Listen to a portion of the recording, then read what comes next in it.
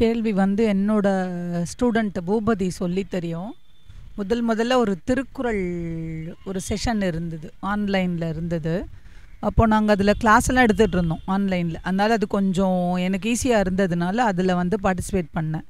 அதுலேருந்து தெரிஞ்சுது, நானும் சப்போர்ட் பண்ண ஆரம்பித்தேன். எனக்கு ரொம்ப பிடிச்சது அப்படின்னா இங்கே வந்து வாசிப்பது எப்படி அப்படின்னு புக்கு வாசித்த செஷன் தான். ஏன்னா புக் ரீடிங் செஷன் வந்து ரொம்ப யூஸ்ஃபுல்லாக இருக்கும் அப்படின்னு நான் நினச்சேன். அதில் வந்து பார்ட்டிசிபேட் பண்ணுறவங்க எப்போயாவது ஒரு நேரமாவது ஒரு புக்கை எடுத்து படிப்பாங்கள்ல அப்படின்னு நினச்சேன். ஒருத்தர் படித்தா போதும் அப்படின்ற மாதிரி ஒரு ஃபீல் இருந்ததுனால அந்த செஷன் ரொம்ப பிடிச்சிருந்தது.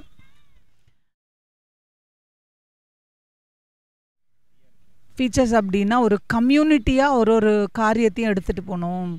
ஒரு 10 பேர் சேர்ந்தால் தான் இதான ஒரு நல்ல காரியம் செய்ய முடியும் அப்படின்னு நினைக்கிறது எனக்கு ரொம்ப பிடிச்சிருக்கு. ஆனால் அது சேர மாட்டேங்கிறாங்க, அதுக்கு தான் போராடிட்டு இருக்கோம். சேர்ந்துட்டாங்கன்னா நிஜமாகவே சேர்ந்து கம்யூனிட்டியாக வளர்கிறதுக்கு நிறைய வாய்ப்பு கிடைக்கும்.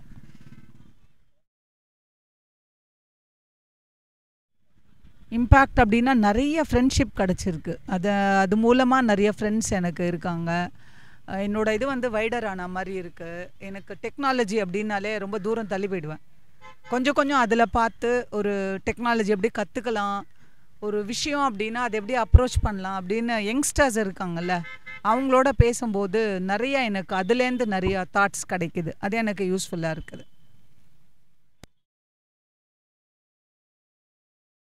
என்ன கோல் அப்படின்னா கம்யூனிட்டி இன்னும் பெருசாக வளர்.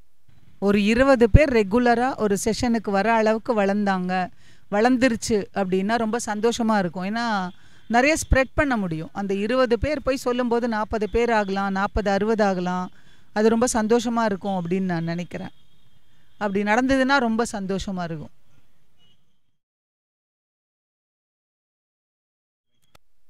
ஒரு அட்வைஸ் அப்படின்னா இதையும் வந்து ரொம்ப நம்மளால் முடிஞ்சதை நம்ம செய்யலாம். நம்மளை யாரும் கன்சிடர் பண்ண மாட்டேன்றாங்க அப்படின்லாம் நம்ம நினைக்க வேணாம். நம்மளோட முயற்சியை திரும்ப திரும்ப திரும்ப செஞ்சுட்டே இருக்கலாம். எரியிற கல்லை எரிவோம், என்னைக்காவது ஒரு நாள் மாங்காய் வந்து கையில் விழும் அப்படின்னு நம்பிக்கையோடு இருக்கணும் அப்படின்னு தான் நான் நினைக்கிறேன். கண்டிப்பாக நம்ம எஃபர்ட்ஸ் வந்து இது இல்லாமல் இடையீடு இல்லாமல் திரும்ப திரும்ப திரும்ப இருந்ததுன்னா கண்டிப்பாக ஒரு சேஞ்சு பார்க்கலாம் அப்படின்னு நான் நினைக்கிறேன். அந்த சேஞ்சுக்காக நான் வெயிட் பண்ணிகிட்ருக்கேன். தேங்க்யூ.